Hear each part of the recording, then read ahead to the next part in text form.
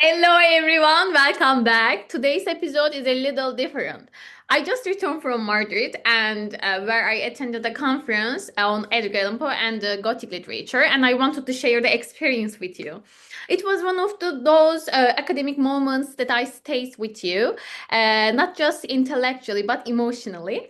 Let me start with something that really surprised me. I gave my presentation without looking at my paper, no script in front of me, and no reading word for word. I just spoke and very naturally, very calmly. And after the session, several people came to me and said something similar. You have so much enthusiasm. There was so much energy in your delivery.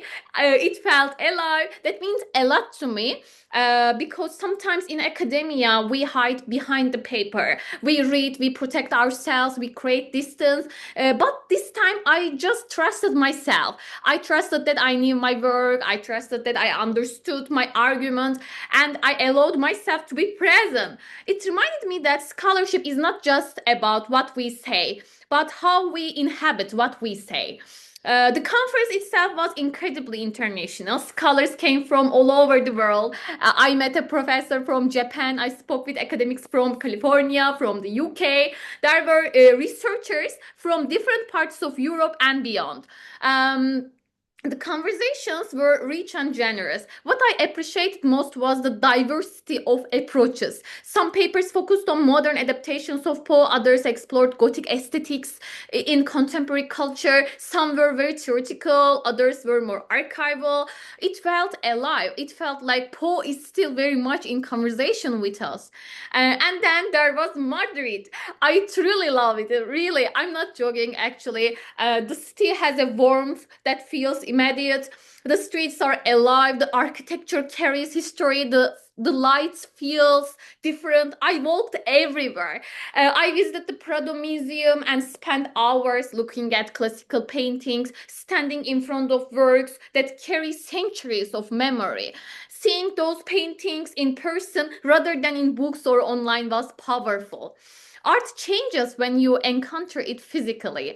Madrid itself is a vibrant and joyful. One thing I noticed, and this made me smile, is how loudly people speak.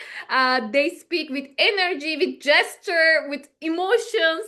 At one point, I was on the train speaking to my mother on the phone, and I could barely hear her because the surrounding conversations were so animated. It wasn't aggression, it was vitality. And there is a liveliness in Spanish public space that feels very different. But beyond the city, what stayed with me most, the feeling of intellectual connection. When someone from another country listens carefully to your work, when they ask thoughtful questions, when you realize that literature, even 19th century Gothic literature, still carries global dialogue. And personally, presenting without notes reminded me of something important.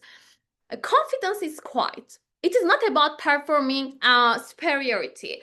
It is about inhabiting your research fully. I didn't try to impress anyone. I just spoke from knowledge and curiosity, and that was enough. Academia can sometimes feel competitive or isolating, but conferences like these remind me why I choose this path. Because of conversation, because of exchange, because of shared passion for ideas. Madrid was beautiful, the conference was meaningful, and I returned home feeling intellectually energized. Sometimes that is exactly what we need, right? A reminder that scholarship travels, that idea cross borders, and that our voices matter when we speak with authenticity.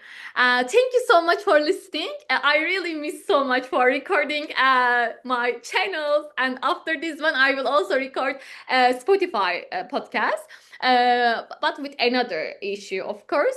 I'll see you in the next episode. Bye.